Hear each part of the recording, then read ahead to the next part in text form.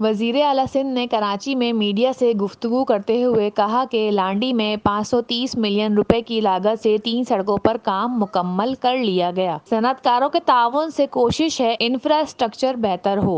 लांडी site association को तकरीबन 530 million रुपए 53 करोड़ रुपए दिए गए कि वो खुद अपनी निगरानी में, और उनके साथ कमिश्नर कराची को हमने लिएजॉन के लिए रखा था और मेरे इंडस्ट्रीज डिपार्टमेंट को, कि वो अपनी निगरानी में ये काम कराएं और सिंध हुकूमत ये पैसे फराहम करेगी।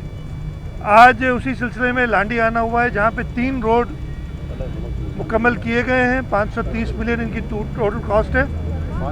लेकिन इसके साथ साथ अगर आप देखेंगे, ये इलाका आज से कुछ साल पहले तक,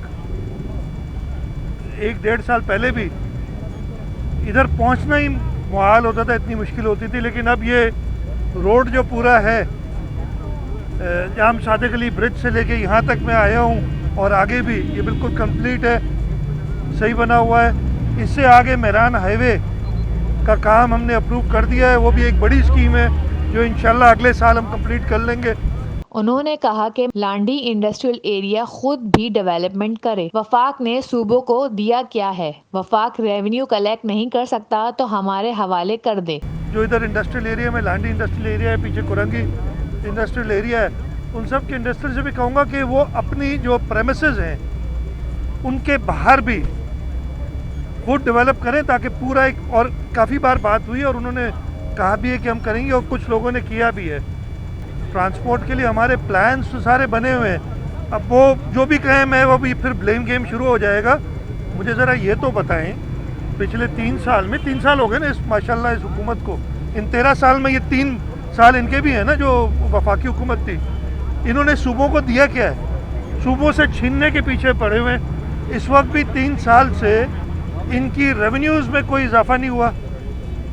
जो रेवेन्यूज़ ये कलेक्ट करते हैं, आज भी मेरी सुबह एक मीटिंग थी और मैंने ये कहा कि जी ये रेवेन्यू कलेक्ट नहीं कर सकते, आप सेल्स टैक्स जो ये कलेक्ट करते हैं वो भी हमारे हवाले करें, हम इससे बेहतर काम करेंगे। तो इश्यूज़ ये हैं। बाकी प्लान्स कराची शहर के लिए, और प्लान्स के साथ वो एडवांस स्टेज पे हमारी इस एरिया के लिए येलो लाइन, जो पहले हम चाइनीज़ के साथ कर रहे थे, अवार्ड भी हो गई थी, किसी वजह से वो आगे कंप्लीट नहीं कर सके, अब वर्ल्ड बैंक के साथ मिलकर कर रहे हैं, वो एक एडवांस स्टेज पे है। मुराद अली शाह ने कहा कि कुछ इलाकों में आलमी वबा बहुत फैल चुकी है, इंटरसिटी ट्रांसपोर्ट को फौरी तौर पर बंद करना चाहिए। हमें इंटरसिटी यानी एक जगह से दूसरी जगह ट्रांसपोर्ट बंद करनी चाहिए, इसलिए कि कुछ इलाकों में पाकिस्तान के कोविड बहुत ज़्यादा फैला हुआ है। आपने उनको शील्ड करना है कि वो बाकी जगह पे कोविड को ना करें अफेक्ट, लेकिन फेडरल गवर्नमेंट ने उसकी मानने से इनकार किया।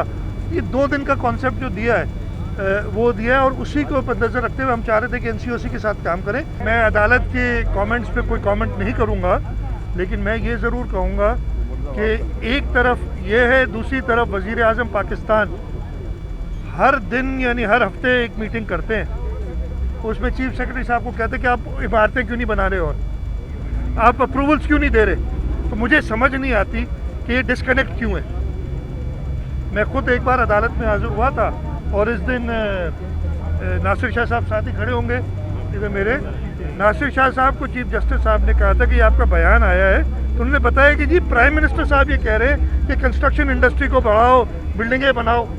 अब ये डिस्कनेक्ट पता नहीं क्यों हमारे ऊपर, एक तरफ कहते हैं कि अफसरान जैसे भी ऐसे ये नहीं है।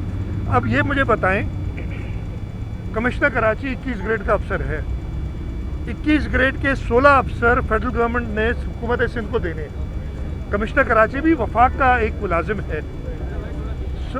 16 में से सिर्फ 6 हमारे पास है, 10 है नहीं। अब वो फेडरल गवर्नमेंट से कहूँगा भाई हमें 10 पूरे दें, और उससे नीचे ग्रेड्स में तो और ज़्यादा प्रॉब्लम्स हैं।